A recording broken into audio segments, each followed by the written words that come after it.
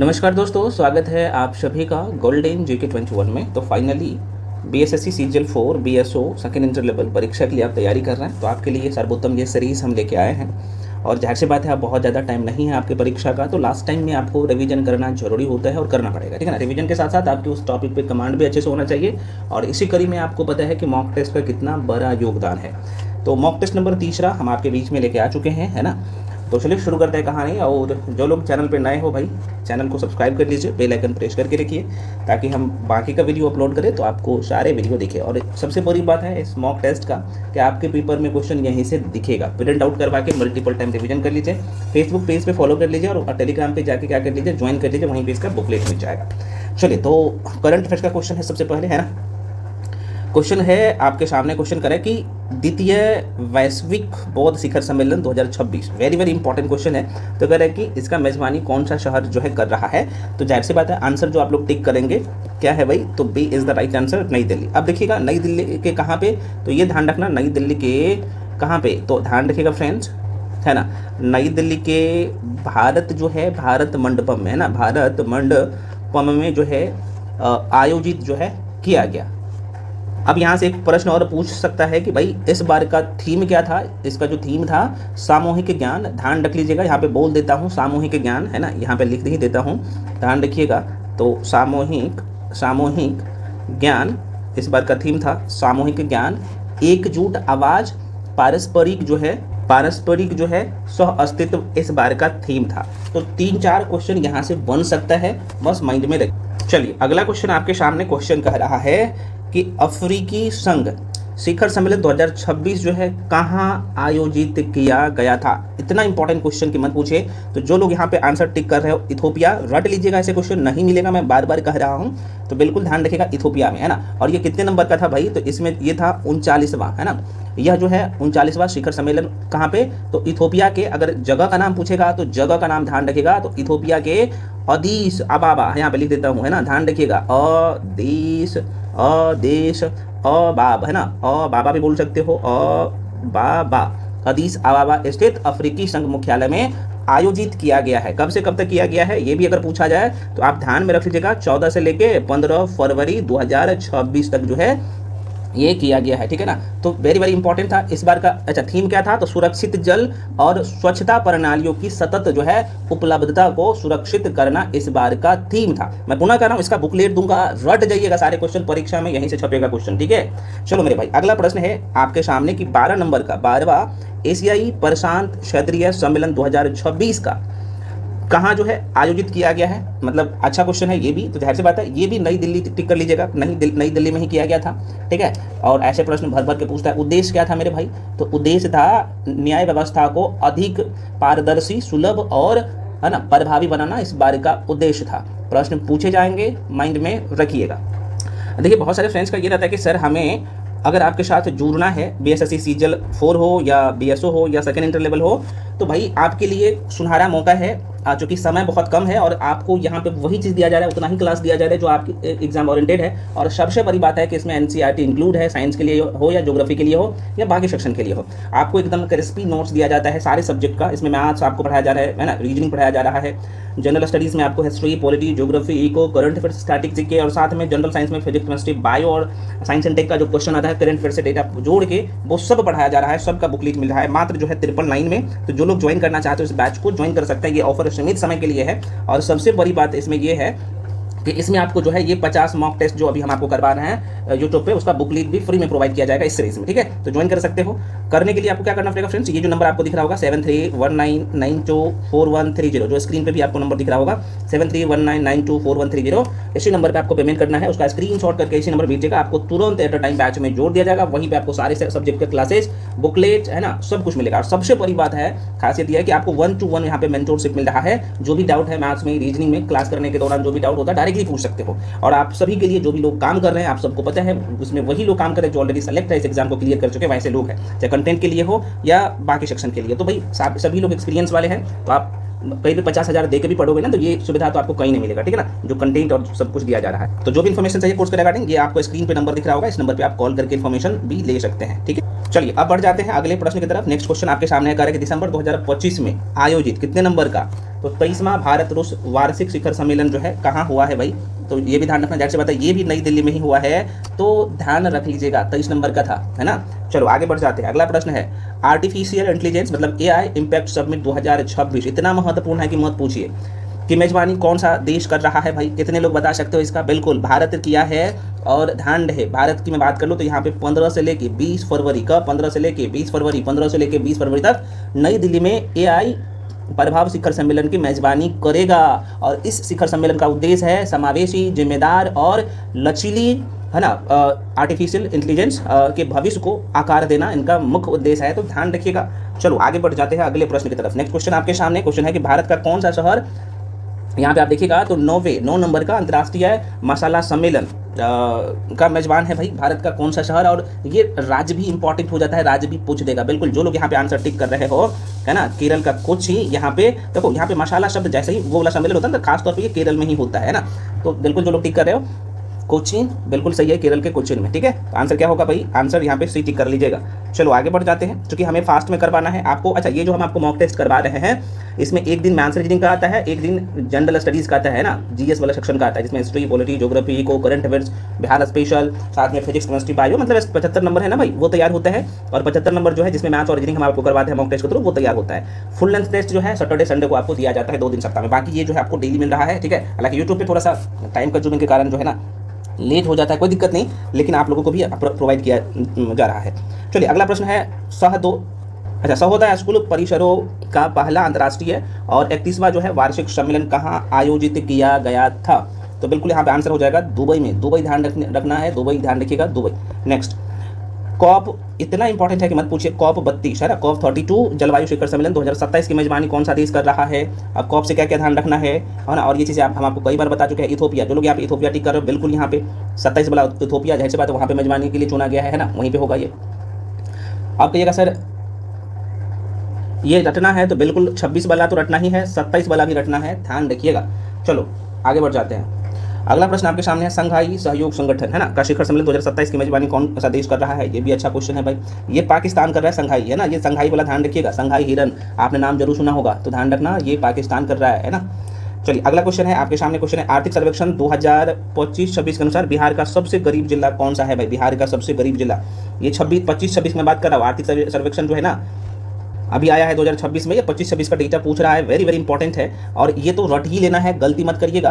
तो देखो भाई, अगर आप बिहार का मैप देखोगे ना, बिहार का अगर मैप देखिएगा ना, तो आपको दिखेगा एक जिला यहाँ पे, ठीक है, शिवहर, है ना, यहीं पे शिवहर है, सीतामढ़ी से अलग हुआ है शिवहर, और ये सबसे गरीब जिला है शिवहर, ठीक है ना, शिवहर टिक कर लीजिएगा। शिवहर से एक और प्रश्न पूछे जा सकते हैं, जो कि वेरी वेरी इंपॉर्टेंट है, तो भाई शिवहर के साथ ध्यान रखना यहाँ पे, हालांकि ये स्टैटिक वाला सेक्शन है, लेकिन यहाँ पे मैं बता देता हूँ, तो आपसे पूछा जाएगा कि भाई शिवहर के साथ, है ना, हर जो है शिवहर जिला, जो कि जिनका आर्थिक सर्वेक्षण 2025-26 के अनुसार ये सबसे गरीब जिला, बिहार के सबसे गरीब जिला के श्रेणी में रखा गया है। तो भाई बिहार के कितने जिला के साथ अपना सीमा साझा करता है, तो भैया 3। एक तो आप लोगों का ध्यान रखना है भाई, है ना, क्या ध्यान रखना है, एक तो सीतामढ़ी, चूंकि सीतामढ़ी से अलग हुआ है तो ये तो आपको पता ही होना चाहिए, सीतामढ़ी हो जाएगा, है ना, सीतामढ़ी। दूसरा क्या हो जाएगा भाई, तो पूर्वी चंपारण, ध्यान रखना, पूर्वी चंपारण से भी अपना सीमा साझा करता है, किससे, तो पूर्वी चंपारण से, है ना, चंपारण से। और तीसरा कौन सा हो जाएगा भाई, मुजफ्फरपुर से भी अपना सीमा साझा करता है, मुजफ्फरपुर से भी, है ना, मुजफ्फरपुर से भी अपना सीमा साझा करता है। तो शिवहर जो है बिहार के 3 जिला से अपना सीमा साझा करता है, ध्यान रखिएगा, इंपॉर्टेंट है। और ऐसा ही क्वेश्चन जब पूछ देता है तो आप लोग लगते हैं कि सर ये क्यों पूछ दिया, आंसर इसका सीटी कर लीजिएगा, शिवहर राइट आंसर हो जाएगा, ठीक है ना, शिवहर राइट आंसर हो जाएगा। अगला प्रश्न है भाई, सर्वेक्षण आर्थिक सर्वेक्षण के अनुसार, है ना, 11-12, आप सबको पता है कि 20 ईयर पहले ये था, तो 11-12 स्थिर मूल्यों पर जो है प्रति व्यक्ति शुद्ध राज का मतलब कि NSDP क्या है भाई, ये पूछ रहा है, बहुत अच्छा क्वेश्चन है। तो जो लोग यहाँ पे 36,342 टिक कर रहे हो, बिल्कुल ये रट लीजिएगा, इंपॉर्टेंट है। अगला प्रश्न है, बिहार में किस शहर में पेट्रोल डीजल और LPG की खपत सबसे अधिक दर्ज किया गया है। तो ऐसे क्वेश्चन तो जाहिर सी बात है थोड़ा सा कॉमन सेंस लगाइएगा, तो ऊपर भी होगा जहाँ पे जनसंख्या ज़्यादा होगा, है ना, तो आप कहिएगा सर पटना राइट आंसर होगा, बिल्कुल पटना हो जाएगा। नेक्स्ट क्वेश्चन, अब देखो एग्जाम हॉल में क्या होता है ना कि आपके कॉमन सेंस चलना चाहिए, है ना, कुछ क्वेश्चन आप नहीं भी जानते हैं तो वो चीज़ें आपको थोड़ा सा वो करना पड़ेगा, और ये कब पता चलेगा, तो जब आप मैक्सिमम जो है मॉक लगाइएगा तब। ये चीज़ें हम आपको कई बार बता चुके हैं कि भाई प्रैक्टिस ना इतना महत्वपूर्ण हो जाता है कि हाँ, है ना, तो बार बार प्रैक्टिस करने से कोई भी चीज़ आसान हो जाता है और करना पड़ेगा। अगला प्रश्न है, बिहार आर्थिक सर्वेक्षण 2025-26 के अनुसार वित्तीय वर्ष मतलब 2024-25 में बिहार की स्थिर मूल्य पर, है ना, स्थिर मूल्य पर जो है विकास दर जो है कितनी रही है, वेरी वेरी इंपॉर्टेंट है, रट लीजिएगा ऐसे क्वेश्चन को। तो जो लोग 8.6 टिक कर रहे हो, ये बिल्कुल सही है, b is the right answer, ठीक है। चलिए अगला प्रश्न है फ्रेंड्स, आपके सामने क्वेश्चन है कि बिहार में पहली बार आर्थिक सर्वेक्षण किस वित्तीय वर्ष में पेश किया गया था।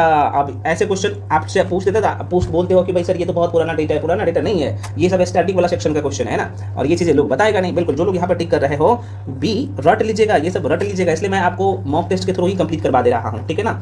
चलिए अगला प्रश्न है, हाल ही में बिहार के किस जिले में, ध्यान रखिएगा क्या नाम है इसका, Bihar forestry college and research institute की स्थापना की गई है। भाई ध्यान रखना, तो आप कहिएगा सर ये मुंगेर में किया गया है, अभी ये चर्चा में था बिहार का मुंगेर। जैसे ही मुंगेर का नाम लिया हूं तो आपके दिमाग में मैप चलना चाहिए। नेक्स्ट क्वेश्चन है, किस राज्य सरकार ने राज्य में महिला सशक्तिकरण को बढ़ावा देने के लिए महिला संवाद रथ अभियान शुरू किया है भाई, है ना। तो बिल्कुल जो लोग आंसर टिक कर रहे हो बिहार, बिल्कुल बिहार राइट आंसर हो जाएगा। अगला क्वेश्चन है, किस सार्वजनिक क्षेत्र की दूरसंचार कंपनी ने जो है जनवरी 2026 में भारत में राष्ट्रव्यापी वॉइस ओवर वाईफाई जो है सेवा शुरू किया है। भाई बहुत अच्छा क्वेश्चन है, बिल्कुल आंसर बी हो जाएगा, भारत संचार निगम लिमिटेड, है ना, भारत संचार निगम लिमिटेड, जिसे हम लोग क्या कहते हैं BSNL, है ना, BSNL ने जो है ये शुरू किया है। आगे बढ़ जाते हैं, नेक्स्ट क्वेश्चन है, वर्तमान में कौन सा शहर 70 से 80 लाख की आबादी वाला भारत का पहला जो है झुग्गी मुक्त शहर बनने का जो है ना लक्ष्य लेकर चल रहा है। भाई बहुत अच्छा क्वेश्चन, बिल्कुल सूरत, है ना, सूरत जो है गुजरात में पड़ता है, ध्यान रखना, है ना। सूरत का लोकेशन पता है ना, कितने लोगों को पता है भाई, है ना, ये कह सकते हो समुद्री इलाके तट पर है, यहीं पे सूरत है, वेरी वेरी इंपॉर्टेंट है, ध्यान में रखिएगा। अगला प्रश्न है, भारत में बीमारियों को सूचना देने के लिए कौन सा कानूनी ढांचा आधार प्रदान करता है भाई। तो बिल्कुल जो लोग ए टिक कर रहे हो, महामारी रोग अधिनियम 1897, महामारी अधिनियम 1897, है ना, महामारी अधिनियम 1897। अगला प्रश्न है, भारत के पहले made in India universal multi, है ना, कैलिबर रॉकेट लॉन्च का नाम क्या है भाई, लॉन्चर का नाम क्या है, सॉरी लॉन्चर का नाम है, इसका नाम है सूर्यास्त्र, है ना, सूर्यास्त्र नाम है, डी कर लीजिएगा। नेक्स्ट क्वेश्चन है ना 69 नंबर का, वेरी वेरी इंपॉर्टेंट, 69 नंबर का कह रहा है कि 69वें राष्ट्रीय स्कूल गेम 2026 का मेजबानी कौन सा राज्य कर रहा है। अब जैसे ही राज्य पूछेगा तो मैप चलना चाहिए कि राज्य कौन सा होगा मेरे भाई। तो बिल्कुल जो लोग यहाँ पे पंजाब टिक कर रहे हैं ऊपर में, पंजाब, ये बिल्कुल सही है, पंजाब राइट आंसर हो जाएगा, b is the right answer. चलिए अगला क्वेश्चन है कि हाल ही में हुए एक अध्ययन के अनुसार 2025 में भारत में महिलाओं के लिए सर्वश्रेष्ठ शहर का दर्जा किस शहर को दिया गया है भाई। अच्छा क्वेश्चन है, तो बिल्कुल यहाँ पे बेंगलुरु को दिया गया है, चर्चा में था, इंपॉर्टेंट है, तो गलती नहीं कर सकते ऐसे क्वेश्चन। भारत को वैश्विक जैव है ना औषधीय विनिर्माण केंद्र के रूप में विकसित करने के लिए केंद्रीय बजट 2026-27 में जो है कौन सी पहल शुरू किया गया है। अच्छा क्वेश्चन है, तो बिल्कुल ये बायोफॉर्म शक्ति इंपॉर्टेंट है, राइट आंसर क्या हो जाएगा भाई, ए हो जाएगा। अगला प्रश्न, भारत के जो है खेल क्षेत्र में या फिर खेल क्षेत्र को बदलने के लिए केंद्रीय बजट 2026-27 में शुरू की गई नई खेल नीति का नाम क्या है भाई। अच्छा क्वेश्चन है, और जाहिर सी बात है खेलो इंडिया मिशन, बिल्कुल जो लोग टिक कर रहे हो ऐसे क्वेश्चन तो बिल्कुल गलत नहीं करना है आपको, है ना। अगला प्रश्न है, भारत में, है ना, वर्ज प्रहार अभ्यास का कितने नंबर का इस बार हुआ है, तो आपसे पूछे जा सकते हैं। 16वां संस्करण आयोजित किया गया, तो कहाँ पे किया गया है और ये कौन से देश के बीच में होता है, ध्यान रहे, वर्ज प्रहार हिमाचल प्रदेश में इसका, है ना, किया गया इस बार, है ना। और इसमें कौन कौन से सेना भाग लेते हैं वर्ज प्रहार में, तो ये आप सबको पता है। एक तरफ से भारतीय सेना होता है मेरे भाई, भारतीय सेना, और दूसरी तरफ से कौन, एक तरफ से भारतीय सेना और दूसरी तरफ से कौन होता है, अमेरिकी सेना, है ना, है ना, अमेरिका की सेना, तो यहाँ पे लिख लीजिए अमेरिकन, है ना, अमेरिकन सेना, ठीक है ना, अमेरिकन सेना, ठीक, ये भाग लेते हिमाचल प्रदेश के बकलोह स्थित स्पेशल, है ना, फोर्सेस ट्रेनिंग स्कूल में वर्ज प्रहार का अभ्यास का 16वां संस्करण आयोजित किया गया था, ठीक है, ध्यान रखिएगा।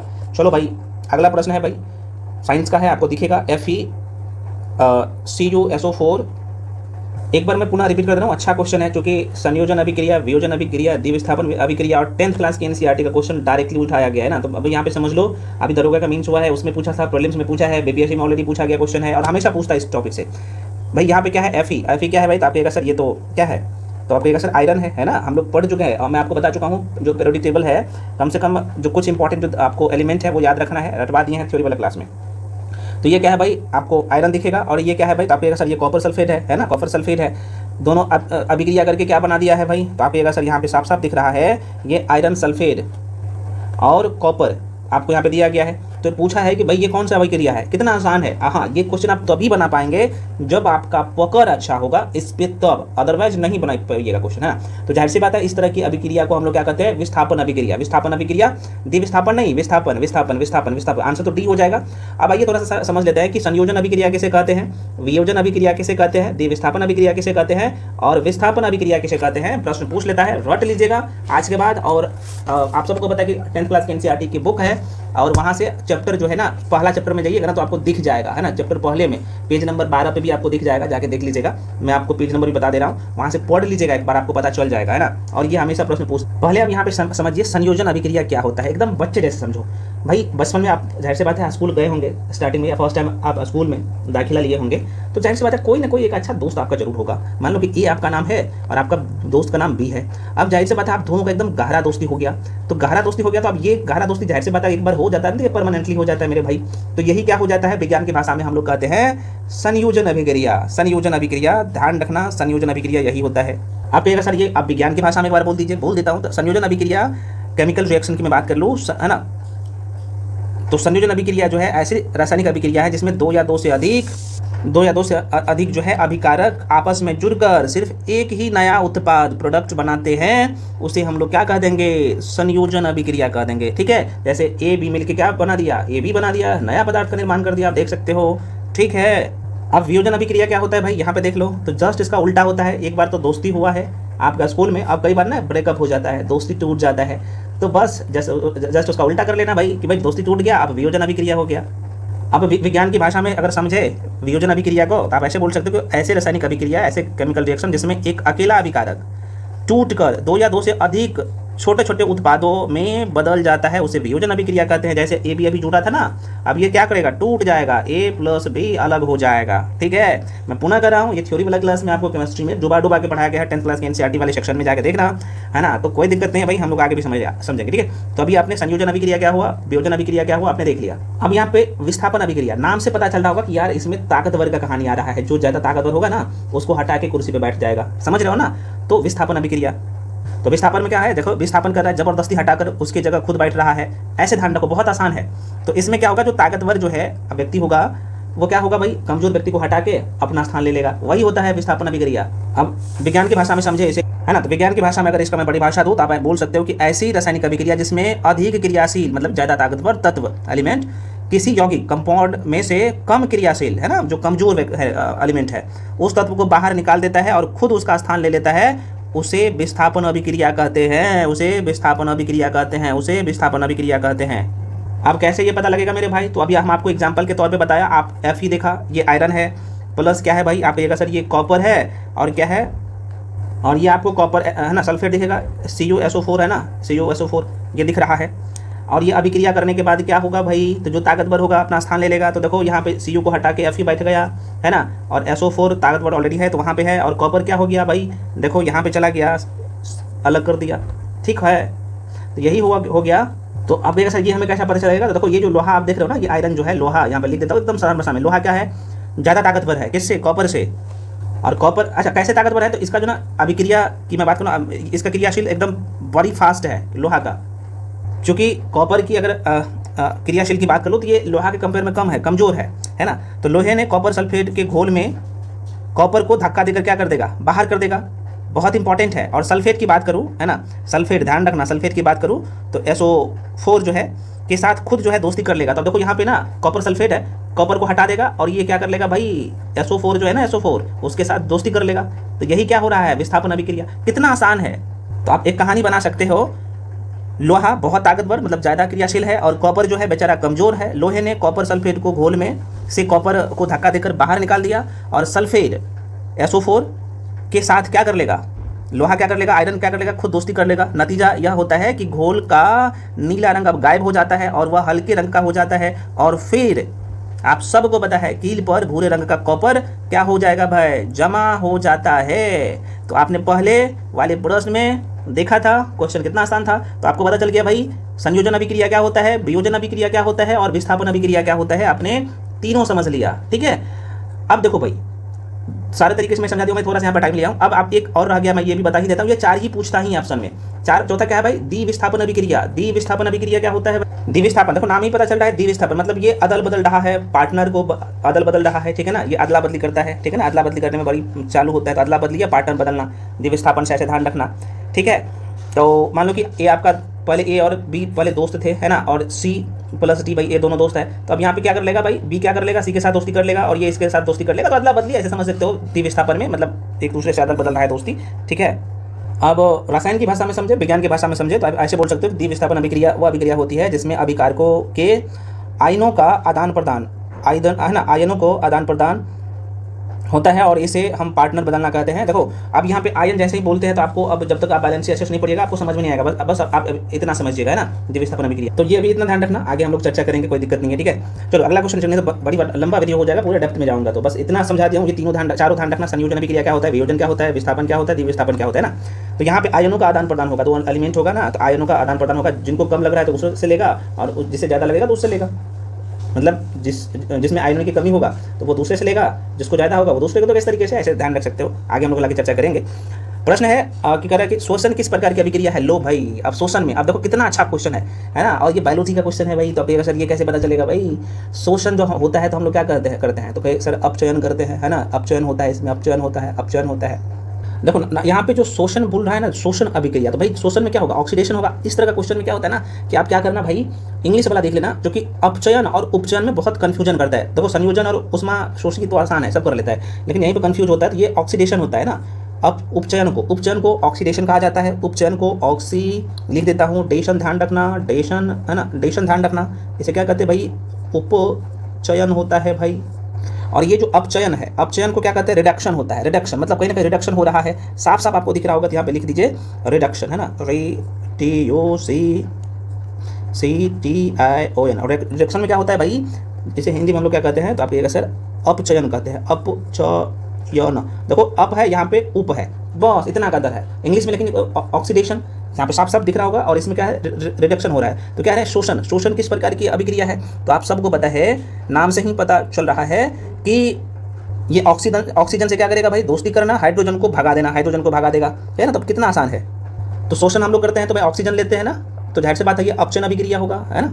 अब रिडक्शन में क्या होगा भाई, ऑक्सीजन को भगा देगा, है ना, ब्रेकअप कर लेगा, ऑक्सीजन को भगा देगा, और क्या करेगा भाई, तो आप सर ऑक्सीजन को भगा करके क्या करेगा, हाइड्रोजन से दोस्ती कर लेगा ये, ठीक है ना। तो बहुत आसान था, जस्ट इसका उल्टा हो जाता है, अपचयन और उपचयन, ऑक्सीडेशन और रिडक्शन। अब यहाँ पे विज्ञान की भाषा में से समझे, मैं थोड़ा सा एक बार बता देता हूँ, ठीक है ना। विज्ञान की भाषा में समझे तो आप कहिएगा सर ठीक है, तो ऑक्सीडेशन जिसे हम लोग उपचयन कहते हैं भाई, तो ऑक्सीडेशन वह प्रक्रिया है, उपचयन वह प्रक्रिया है जिसमें किसी भी पदार्थ का ऑक्सीजन का योग होता है, ऑक्सीजन रहेगा, है ना, और इसमें हाइड्रोजन बाहर निकाला जाएगा। उदाहरण के लिए तांबे को गर्म किया जाता है तो ऑक्सीजन के साथ ये कॉपर ऑक्साइड बनता है। दोबारा सुनिए, जब तांबे को गर्म किया जाता है तो वह ऑक्सीजन के साथ मिलकर कॉपर ऑक्साइड बनाता है, ठीक है ना। अब वही पे रिडक्शन की बात कर ले मेरे भाई, तो रिडक्शन ठीक उसका जो है उल्टा हो जाता है। वह क्या करता है भाई, रिडक्शन मतलब अपचयन, ये दूसरा वाला मैं बता रहा हूँ। अपचयन में क्या होता है, जिसमें किसी भी पदार्थ में, मतलब जिसमें किसी भी पदार्थ में हाइड्रोजन का योग होता है, हाइड्रोजन जुड़ता है और ऑक्सीजन बाहर निकलता है। कितना आसान है। तो हम लोग सांस लेते हैं तो क्या होता है, ऑक्सीजन भाई अपने अंदर लेते हैं ना, तो कह रहे कि सांस लेना, ऑक्सीजन अंदर ग्रहण करते हैं, बस कितना आसान था।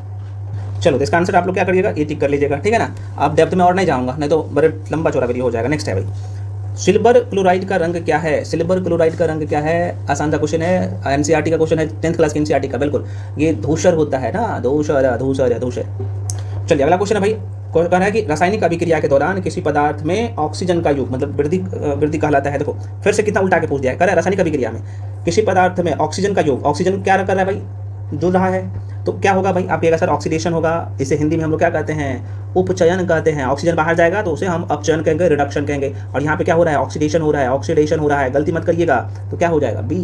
तो देखो मेरे भाई, कंसेप्ट क्लियर, रिजल्ट क्लियर। अगर कंसेप्ट क्लियर होगा ना, किसी भी एंगल से परीक्षा में क्वेश्चन पूछेगा ना, चाहे स्टेटमेंट देकर या कुछ भी करके पूछे, तो क्वेश्चन गलत नहीं होगा, ठीक है।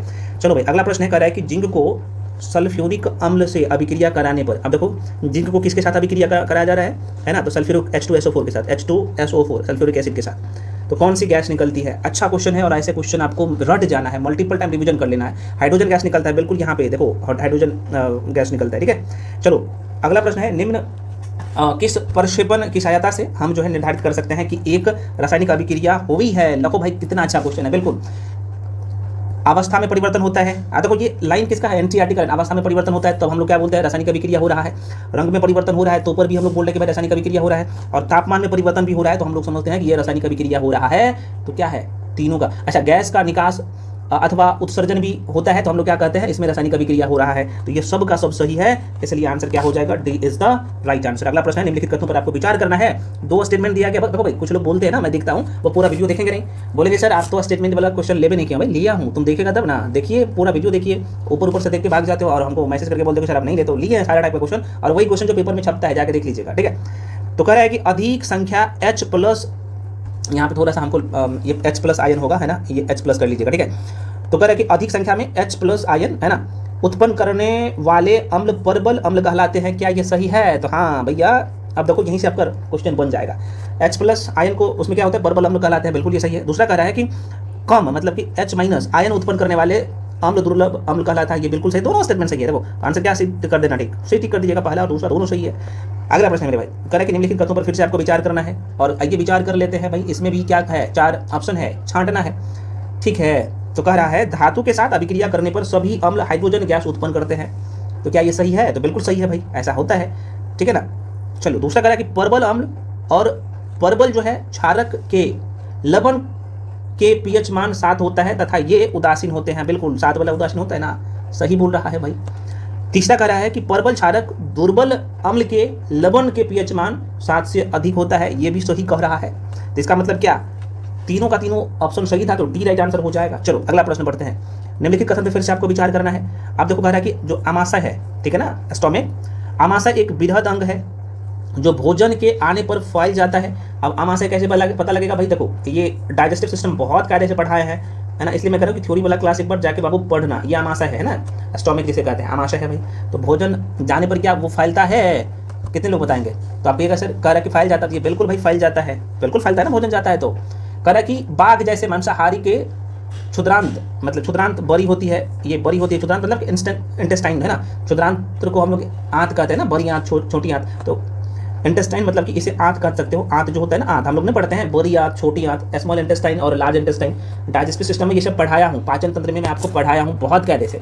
तो बिल्कुल ये पहला वाला तो सही है, ठीक है, क्योंकि आमाशय एक बृहद अंग है जो भोजन के आने पर फैल जाता है, ठीक है। अगर बाघ जैसे मांसाहारी की आंत की बात करूं तो ये छोटी होती है ना, और ये बोल रहा है कि ये बड़ी होती है, तो ये गलत है। तो पहला वाला गलत है, सॉरी पहला वाला सही है, दूसरा वाला गलत है। चलो अगला प्रश्न है, निम्नलिखित में कौन सा सही कथन को चूज करना है। इसमें 2 स्टेटमेंट दिया गया है, लो भाई बनाओ। बड़ी लोग आप बोलते थे ना इसका स्टेटमेंट वाला, भाई दिया हूँ, सब दिया हूँ, बना लो। क्वेश्चन कह रहा है, अब देखो अच्छा क्वेश्चन है, क्वेश्चन कह रहा है कि पादप ना वायवीय, अब देखो यहाँ पे वावी है ना, वायवीय भागों द्वारा क्या करता है, वाष्प के रूप में जल को है ना, हानि वाष्पोत्सर्जन कहलाती है। अब देखो ये बिल्कुल सही है, क्योंकि पादप के वायवीय भागों द्वारा वाष्प के रूप में जल की हानि वाष्पोत्सर्जन कहलाता है, बिल्कुल सही है। और दूसरा कह रहा है कि दिन में जब रंध्र, जो स्टोमेटा है, हम लोग पत्ती में पढ़े ना स्टोमेटा, जिसपे वाष्पोत्सर्जन होता है, तो कह रहा है कि दिन में जब रंध्र खुलते हैं तो है ना, वाष्पोत्सर्जन कर्षण जो है जाइलम में जल के गति के लिए मुख्य प्रेरक है ना बल होता है। बिल्कुल यार ये सही है, तो दोनों स्टेटमेंट सही था। तो बहुत आसान क्वेश्चन है ये, इस तरह का क्वेश्चन घुमा फिरा के पूछता है आपके पेपर में। चलो अगला प्रश्न है, करें कि हमारे शरीर में उपस्थित कौन सी कारक जैव उत्प्रेरक के रूप में कार्य करता है भाई लोग। तो जैव उत्प्रेरक के रूप में जो कार्य करता है वो करता है बाबू एंजाइम, ध्यान रखना, एंजाइम टिक कर लेना। अगला प्रश्न है, कह रहा है कि रस संवेदी ग्राही किस चीज का जो है पता लगाता है, लगाता होना चाहिए, लगता है यहाँ पे लगाता होना चाहिए, ठीक है ना, हो जाता है टाइपिंग में, ठीक है ना। रस संवेदी ग्राही किस चीज का पता जो है, अच्छा उससे किस चीज़ का पता लगता है, ये भी सही है। तो जाहिर सी बात है स्वाद का पता लगता है, जाहिर सी बात है भाई, उससे किसका पता लगेगा, स्वाद का पता लगेगा ना, स्वाद का। मस्तिष्क के भाग कौन कौन से होते हैं भाई लोग, सब होता है, अग्र मस्तिष्क होता है, मध्य मस्तिष्क होता है, पश्च मस्तिष्क होता है। मैं पुनः कह रहा हूँ, नर्वस सिस्टम पढ़ाया हूँ, जाके देख लेना, बाइलिंगुअल वहाँ पे पढ़ा दिया हूँ, जाके देख लेना मेरे भाई। चलो आगे बढ़ जाते हैं। अगला प्रश्न है, निम्नलिखित में से किसके कारण पानी से भरे टैंक अथवा बाल्टी तालाब पोखर की तली उठी, है ना। अब जरा से एक बार रिपीट कर देना, अच्छा क्वेश्चन कर रहा है कि निम्नलिखित किसके कारण, निम्नलिखित में किसके कारण पानी से भरे टैंक अथवा बाल्टी या तालाब पोखर की तली उठी हुई प्रतीत होता है। जाहिर सी बात है, अब लाइट वाला चैप्टर आप पढ़ा होगा, है ना, refraction of light, refraction of light, reflection of light, total है ना, रिफ्लेक्शन ऑफ लाइट, ये सब चीज़ आपने पढ़ा है। तो बिल्कुल यार सही जो आप लोग टिक करेंगे, क्या प्रकाश का अपवर्तन के कारण से होता है। यहाँ पे आंसर क्या हो जाएगा भाई, b is the right answer. चलो आगे बढ़ जाते हैं। निम्नलिखित में से किस में प्रकाश का चाल न्यूनतम होता है, कम होता है। तो प्रकाश का चाल न्यूनतम किस में होगा, तो कांच में होता है भाई, सबसे कम कांच में होता है, ठीक है ना। प्रकाश का चाल कांच में सबसे कम होता है, ठीक है। अब अच्छा, प्रकाश का जल सबसे ज़्यादा कहाँ पे होता है? देखो सबसे ज़्यादा ना निर्वात में होता है, निर्वात में, ठीक है ना। निर्वात में सबसे ज़्यादा होता है, वैक्यूम में सबसे ज़्यादा होता है। वैक्यूम में यहाँ पे लिख देता हूँ, प्रकाश का जल सबसे ज़्यादा वैक्यूम, चूँकि इसे माध्यम की जरूरत नहीं पड़ता है ना, वैक्यूम में डबल यू होता है भाई, वैक्यूम में सबसे ज़्यादा होता है, चूँकि लगभग देखा जाए तो लगभग 3 लाख किलोमीटर प्रति सेकेंड, मतलब 1 सेकंड में 3 लाख किलोमीटर के स्पीड में भागता है ना। तो सबसे ज़्यादा, सबसे कम जो है कांच में होता है या पानी में। अगर कांच नहीं रहेगा, पानी रहेगा। सबसे कम पानी सॉरी कांच में होता है, अगर कांच नहीं रहता तो पानी टिक करते, ठीक है ना। सबसे ज़्यादा बोलता तो निर्वात टिक करते, ये सब ध्यान रखना। लेकिन भाई ध्वनि का चाल सबसे ज़्यादा, क्योंकि ध्वनि की चाल के लिए माध्यम की जरूरत पड़ता है, तो निर्वात में सबसे कम हो जाएगा। इस तरह का क्वेश्चन बहुत पूछता है, गलती मत करिएगा। 10th क्लास की एनसीईआरटी का क्वेश्चन है, मैं बार बार कर रहा हूँ, चैप्टर 9 वाला जाके देख लीजिए, फिजिक्स वाला सेक्शन को। अगला प्रश्न है मेरे भाई, देख लो। क्वेश्चन करें, किसी लेंस के मुख्य फोकस की प्रकाशिक केंद्र से जो है दूरी कहलाती है, उसे क्या कहते हैं मेरे भाई? कितने लोग बता सकते हो? तो बिल्कुल हम लोग फोकस दूरी कहते हैं, और ऐसे प्रश्न पूछ लेता है, फोकस दूरी कहते हैं। अगला प्रश्न है, नेत्र गोलक की आकृति लगभग गोलाकार होती है तथा इसका व्यास लगभग कितना होता है? व्यास कितना होता है ये पूछ दिया है इस बार भाई, तो 2.3 सेंटीमीटर इसका व्यास होता है, सही है। निम्नलिखित में से किस रोग से जो है संक्रमित व्यक्ति नेत्रदान नहीं कर सकता है? बहुत अच्छा क्वेश्चन है भाई, जाहिर सी बात है। अब देखो कितना अच्छा, जिसको एड्स हुआ है जाहिर सी बात है नहीं कर सकता है ना। जल भित्ति या लुकेमिया हुआ है वो भी नहीं कर सकता है। हेजा हुआ है, मतलब कोई भी बीमारी है तो यार नहीं कर सकता है ना। इस तरीके से ध्यान रखना, तो आंसर क्या होगा? सभी हो जाएगा। अगला प्रश्न है मेरे भाई, करें कि किसी विद्युत धारा के सतत बंद पथ को क्या कहलाते हैं? भाई देखो कितना अच्छा क्वेश्चन है, तो विद्युत परिपथ हम लोग इसे कहते हैं। अगला प्रश्न है आपके सामने, कह रहा है कि विद्युत आवेश के प्रवाह की दर डाइस को कहते हैं। भाई क्या कहते हैं? तो एक विद्युत धारा हम लोग कहते हैं। अगला प्रश्न है कि निम्नलिखित में कौन से राष्ट्रीय उद्यान वन्यजीव अभयारण्य बिहार में है? भाई तो आंसर क्या टिक करना, आप सब वाल्मीकि तो है ही बिहार में, आप सब वाल्मीकि राष्ट्रीय उद्यान जो है बिहार में है, बिहार में है, बिहार में है, बिहार में है ना। और कौन सा होगा भाई? हमको भीम बांध वन्यजीव अभयारण्य, ये भी बिहार में ही है, ठीक है ना। तो ये दोनों टिक करना बिहार में। दूधवा यूपी में है, गजनेर वन्यजीव अभयारण्य। अच्छा, यहाँ पे जिला का नाम पूछा वाल्मीकि, तो जाहिर सी बात है आप सबको पता है ना, पश्चिम चंपारण में, बहुत कार्य साहब पढ़े हैं बिहार पश्चिमी चंपारण में, ध्यान रखना, ठीक है। और भीम बांध जो है मुंगेर में है, ठीक है। गजनेर ये कहाँ पे है भाई? ये राजस्थान में है। और दूधवा जैसे बात है यूपी में है। तो दो ही पहला सही था, तो आंसर टिक करना इसका बी। चलो भाई, निम्नलिखित में कौन सा अभयारण्य बिहार में बाघ परियोजना के अंतर्गत आता है? देखो भाई वाल्मीकि हो जाएगा, एक ही तो है भाई, है ना। चलो आगे बढ़ जाते हैं, बिहार में एक ही है। बिहार राज्य में गंगा के किनारे स्थित जिलों की संख्या है ना। गंगा के किनारे कितने जिले? तो 12 जिले। ये ऑलरेडी बीपीएससी में पूछा गया क्वेश्चन है, रिपीट क्वेश्चन है, तो कोई बात हम ले लिए हैं, तो आप लोग ध्यान रखिएगा। अगला प्रश्न भाई कह रहे हैं, बिहार स्पेशल क्वेश्चन कह रहे हैं कि कोसी मैदान की है ना माध्य समुद्री तल से औसत ऊंचाई क्या है? भाई ये पूछ रहा है, आसान सा क्वेश्चन है, और ऐसे क्वेश्चन तो आप सभी लोग जानते ही हो, 30 मीटर है। बिहार का जो है तराई प्रदेश विस्तृत है भाई, बिहार का तराई वाला क्षेत्र, बिहार स्पेशल में पढ़ाया हूँ, इसके डिटेल में छोटा नागपुर पठार के उत्तरी कागार के समानांतर होगा। बिल्कुल जो लोग सही टिक कर रहे हो भाई, नहीं है, भारत के नेपाल सीमा का समानांतर। यहाँ पे ये वाला ना तराई वाला क्षेत्र हम लोग पढ़े रहे यार, हमको क्यों गुस्सा दिल पा रहे हैं आप लोग। ये वाला है ना तराई वाला क्षेत्र, यहाँ पे बताए नहीं थे, ये वाला क्षेत्र तराई वाला क्षेत्र है ना।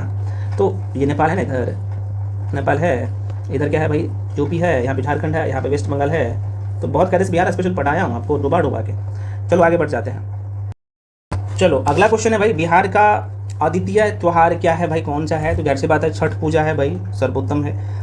नव नालंदा महाविहार किसके लिए विख्यात है? किसके लिए भी आता है ना? तो पाली अनुसंधान के लिए। बिल्कुल जो लोग टिक कर रहे हो यहाँ पे सी सही टिक कर रहे हैं।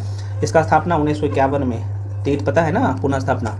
नव नालंदा महाविहार बौद्ध अध्ययन का आधुनिक केंद्र है, जिसे बिहार सरकार ने 1951 में नालंदा में स्थापित किया था। और यहाँ बड़ी संख्या में श्रीलंका, जापान, कोरिया, तिब्बत, भूटान आदि देशों के क्षेत्रों से पाली और बौद्ध अध्ययन पर जो है अनुसंधान हेतु विद्यार्थी आते हैं, ठीक है ना। तो यहाँ पे ध्यान रखिएगा। अगला प्रश्न है मेरे भाई, बिहार के निम्नलिखित समाचार पत्रों में सबसे पहले प्रकाशन किसका था? और ये भी अच्छा क्वेश्चन है, ठीक है। तो ये ध्यान रखना, बिहार बंधु की बात कर ले, कितने लोग वो टिक कर रहे हो बिहार बंधु? तो 1872 है ना, ध्यान रखिएगा, 1872 में बिहार बंधु। पटना हरकारा की बात कर ले, ये रट लीजिएगा, प्रश्न पूछता है। तो पटना हरकारा की बात कर ले तो 1855 है ना, 1855। बिहार हेरोल्ड की बात कर ले, इसका प्रकाशन जो किया गया था कब? तो 1874 में, 1874 में, ठीक है। और बिहार अखबार ए बिहार की बात कर ले तो इसका प्रकाशन जो है 1856 में। अगर ये पता है तो आप टिक नहीं कर दीजिएगा, जल्दी से पटना हरकारा राइट आंसर कर दीजिएगा आप लोग, ठीक है। और 71वीं बीपीएससी में ये प्रश्न पूछा गया, जाके देख लीजिएगा पेपर, ठीक है। तो ये ध्यान रखना। अगला प्रश्न है भाई, महात्मा गांधी एंड जो है बिहार सम जो है रेमिनियंसेस के लेखक जो है कौन थे? ये पूछ रहा है। तो जाहिर सी बात doctor Rajendra Prasad, right answer tick कर लीजिएगा। बिहार के प्रमुख समाचार पत्र बिहारी के संपादक कौन थे? तो जाहिर सी बात है बिहारी का जो संपादक थे बाबू है ना महेश्वर प्रसाद, ठीक है ना। तो आंसर क्या कर लीजिएगा, बाबू महेश्वर प्रसाद जो है ना दूसरे ऑप्शन होगा। देख लेते हैं डी यहाँ पे देख लीजिए। अगला प्रश्न है, भारतीय संविधान का कौन सा अनुच्छेद संवैधानिक प्रावधानों की संघीय या राज्य विधान पालिकाओं द्वारा बनाए गए नियमों या कानून का जो है प्राथमिकता प्रदान करता है? कौन से आर्टिकल? जाहिर सी बात है ये आसान सा क्वेश्चन है, अनुच्छेद 13 में यह प्रावधान है ना। भारतीय संविधान की प्रकृति क्या है भाई? संघीय है, एकात्मक है, संसदीय है, क्या है भाई? तो आप कहिएगा सर हमें तो पता ही नहीं है, ऐसे क्वेश्चन जानबूझ के पूछता है। तो मैं आपको बता दूं, संविधान वेताओं ने संविधान को मुख्यतः 2 वर्गों में विभाजित किया है भारतीय संविधान को, संघात्मक और एकात्मक। ठीक है, तो संघात्मक और एकात्मक आप एक से अधिक आंसर टिक कर लीजिएगा इसमें, है ना। चूंकि प्रकृति संघीय किंतु है ना भावना जो है एकात्मक है भारतीय संविधान का, तो आंसर क्या होगा? डी। ठीक ना, तो डी टिक करिएगा, जानबूझ के मैं इसे क्वेश्चन लिया हूँ। भारतीय संविधान की प्रस्तावना के सिलसिले में निम्नलिखित में कौन सा क्रम सही है? बहुत अच्छा क्वेश्चन है भाई, तो आंसर डी टिक कर लेना इसका। सार्वभौम है ना, सत्ता संपन्न समाजवादी, धर्मनिरपेक्ष समाजवादी। और देखो ये प्रस्तावना रट लेना है, हम भारत के लोग से शुरू होता है प्रस्तावना, तो ये रट लेना है, रटवाया गया है आपको आराम से बैच में। इसका बुकलेट जो दिया हो ना पॉलिटी वाला, रट लीजिएगा। उन मौलिक अधिकारों का चयन करें जो भारतीय नागरिकों को प्राप्त है परंतु गैर नागरिकों को नहीं। अब देखो कौन कौन से अनुच्छेद भारतीय नागरिकों को प्राप्त है, कौन कौन सा नहीं, हम आपको एक ट्रिक से रटवा दिए हैं, ध्यान में थोड़ा सा आप लाइए। देखो याद कैसे रखना है, एक तो अनुच्छेद 15 केवल भारतीयों को प्राप्त है, यहाँ पे लिख देता हूँ, केवल भारतीय को प्राप्त मौलिक अधिकार 15 है भाई, 16 है, 19 है, 29 है। देखो 15, 16, 19, 29, 9 और यहाँ पे 30, बस 5 को तो याद रखना है, यहीं पे लोग गड़बड़ कर देते हैं, नहीं करना है। 15, 16, 19, 29 और 30, ठीक है। तो कितना आसान है ना, 15, 16। 15 में क्या है? धर्म, मूल वंश, जाति, लिंग, जन्म स्थान के आधार पर भेदभाव नहीं होगा, उसका निषेध, ये जाहिर सी बात अनुच्छेद 15 कहता है। 16 कहता है कि लोक नियोजन के विषय में अवसर की समानता, ये भारतीयों के लिए सिर्फ प्राप्त है मौलिक अधिकार। 19 की बात करूँ तो वाक स्वतंत्रता, जाहिर सी बात है ना, बोलने की स्वतंत्रता, ये केवल जो है भारतीयों को प्राप्त है। अल्पसंख्यक वर्गों के हितों का संरक्षण, ये केवल भारतीयों को प्राप्त है। और 30 में क्या कहता है? शिक्षा संस्थानों की स्थापना और प्रशासन करने के का जो है अल्पसंख्यकों वर्गों का अधिकार है। तो ये जो है पांचों का पांचों अनुच्छेद केवल भारतीयों को प्राप्त है। तो आप यहाँ पर टिक कर लो, आप आराम से आंसर तक पहुँच जाइएगा। तो एक आंसर हो जाएगा भाषण एवं अभिव्यक्ति की स्वतंत्रता, ये हो जाएगा, ठीक है ना, पहला वाला। और चौथा आप देखिएगा ना, तो यहाँ पे क्या है भाई? चौथा नहीं, तीसरा, अल्पसंख्यकों का अधिकार है ना, अल्पसंख्यकों का अधिकार, ये तीसरा। तो पहला और तीसरा राइट आंसर हो जाएगा, पहला और तीसरा ए टिक कर लीजिएगा। तो ये बस ट्रिक माइंड में रखिएगा ना। तो देखो मैं ये सब मैं आपको पढ़ाया हूँ, यूट्यूब पे भी 1 और वीडियो दिया हूँ, ठीक है ना, बार बार कहता हूँ। निम्नलिखित में से कौन सी नीति निर्देशक तत्व गांधीवादी सिद्धांत है? आप देखो बहुत पूछता है ऐसे क्वेश्चन, राज्य के नीति निर्देशक तत्व सबको रट लीजिएगा, हमेशा पूछता है। तो यहाँ पे समानता का अधिकार आप सबको पता है ना, समान नागरिक संहिता है ना, और कौन सा है मेरे भाई? और जो है यहाँ पे काम का अधिकार, ये आंसर सी टिक कर लीजिए। चलो आगे बढ़ जाते हैं। अगला प्रश्न है आपके सामने, क्वेश्चन कह रहा है कि भारत के राष्ट्रपति के संदर्भ में निम्नलिखित कथन पर फिर से विचार करना है भाई। लो स्टेटमेंट वाला क्वेश्चन है ना, जो बोलता है कि भाई नहीं है, देख लो ना। तो कह रहे कौन कौन सा सही है ये बोल रहा है। देखो भारत के संविधान के अनुच्छेद 53 में उल्लेख है कि संघ की कार्यपालिका शक्ति राष्ट्रपति में निहित होगा, साफ साफ सही कह रहा है।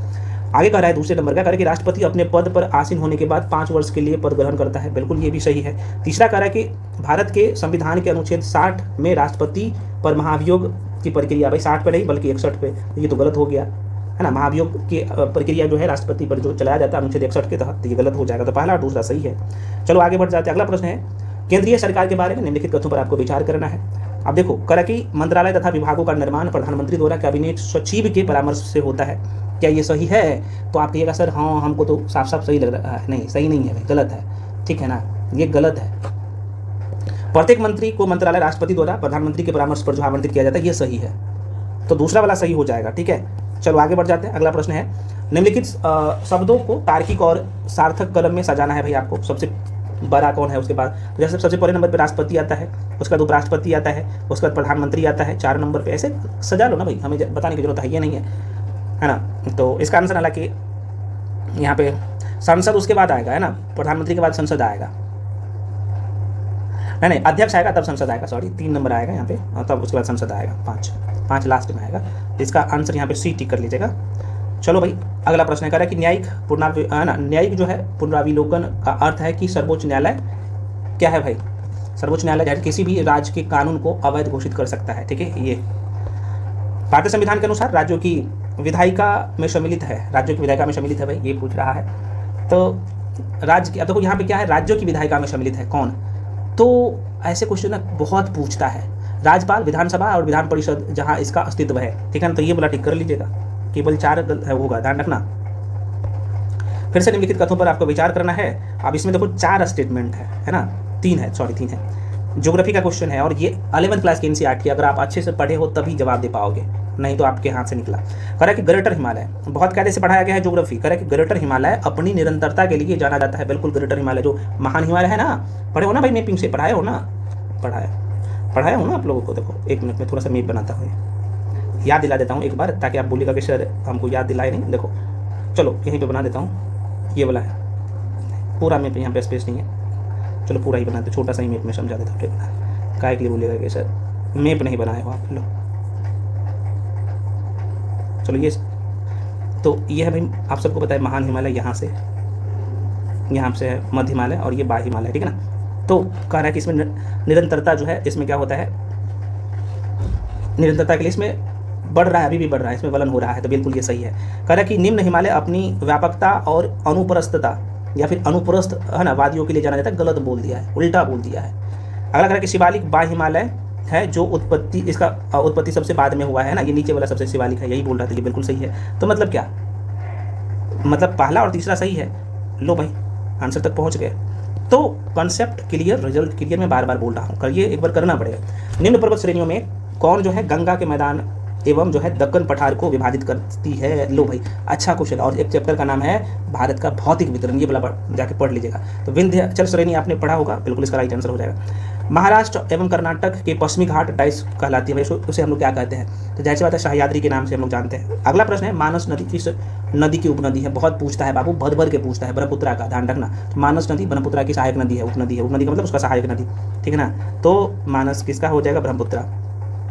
अगला प्रश्न है भाई, भीमा नदी निम्नलिखित में से किस नदी की उपनदी है। उपनदी मतलब उसका सहायक नदी, भीमा का पूछ रहा है, तो आप कहिएगा सर कि कृष्णा का है भीमा, ठीक है। राजस्थान गुजरात से बहने वाली लूनी नदी का उद्गम स्थल जो है ये कहाँ है भाई, ये पूछ रहा है, तो जाहिर सी बात है पुष्कर घाटी, टिक कर लीजिएगा पुष्कर घाटी। चलो आगे बढ़ जाते हैं। अगला प्रश्न है ना, लोकतक एक डाइस है, लोकटक होना चाहिए, लोकटक चूंकि ये झील है, आप सबको पता होना चाहिए, है ना। ये मणिपुर में लोकटक झील है, तो बीपीएससी 71 में पूछा था, गलत इसका प्रोनाउंसिएशन ही रहता है, ठीक है। तो ये आंसर क्या होगा, झील है भाई, और ये कहाँ पे है, मणिपुर में है। अगला प्रश्न है, भारत का मानसून सीजन अधिकांश चक्रवातों से उत्पत्ति से होता है, कौन सा डिग्री, तो 10 डिग्री से 15 डिग्री अक्षांश के मध्य, ठीक है ना, ये टिक कर लीजिएगा। आम्र वर्षा संबंधित है भाई, इसमें क्या होता है, तो आप कहिएगा सर इसमें आम की फसल होती है इस टाइम में। लो भाई हो गया।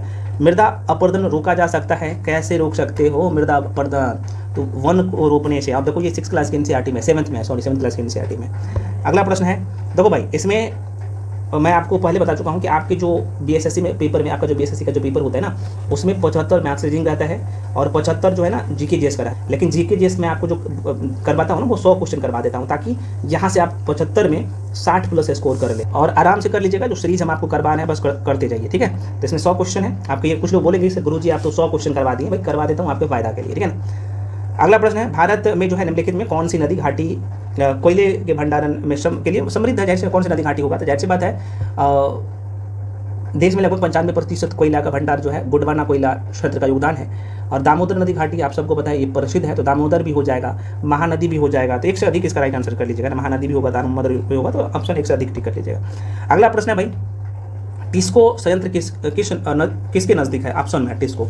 तो भाई जाहिर सी बात है टिस्को ना ये टाटा नगर की बात, तो टाटा नगर में बता दिया हूँ। अगला प्रश्न है मेरे भाई कि निम्नलिखित में किस में जो है कोयले का सबसे बड़ा संचित भंडार है भाई, यहाँ पे ऑप्शन में जो है इसके अनुसार बोल रहा है, तो आंसर बिल्कुल ए टिक कर लीजिएगा, संयुक्त राज्य अमेरिका राइट आंसर हो जाएगा। 1931 जो है नई आर्थिक नीति का लक्ष्य था भाई, आसान सा क्वेश्चन है और आप सबको पता ही है, इसके बारे में हमें बताने की जरूरत ही नहीं है, इसमें सभी हो जाएगा, उदारीकरण, निजीकरण और ना भूमंडलीकरण, है ना, एलपीजी के नाम से हम लोग जानते हैं, है ना, एलपीजी के नाम से। 1991 जैसे ही नाम सुनते हो तो एलपीजी मतलब लिबरलाइजेशन, है ना, एल से लिबरलाइजेशन, है ना, पी से जो है प्राइवेटाइजेशन और जी से जो है ग्लोबलाइजेशन, है ना। जैसे हम लोग एल का मतलब क्या होता है भाई, उदारीकरण, है ना, लिबरलाइजेशन उदारीकरण, प्राइवेटाइजेशन मतलब निजीकरण और ग्लोबलाइजेशन मतलब वैश्वीकरण। बहुत आसान, ठीक है फ्रेंड्स, तो आंसर सभी हो जाएगा। अगला क्वेश्चन है, जीवाश्म ईंधन इस प्रकार के संसाधनों का उदाहरण है। देखो स्टैटिक जीके अभी आपको दिखेगा, तो गैर नवीकरणीय हो जाएगा, गैर नवीकरणीय है, तो आंसर यहाँ पे टिक कर लीजिएगा। बाकी जो है फ्रेंड्स 15 से 20 क्वेश्चन जो है ना वो आप खुद कर लीजिएगा, इसका बुकलेट यूट्यूब पे दे देंगे, सॉरी यूट्यूब टेलीग्राम पे, और उसका एक्सप्लेनेशन भी है। देखो इसका एक्सप्लेनेशन इतने अच्छे तरीके से दिया गया, देख सकते हो।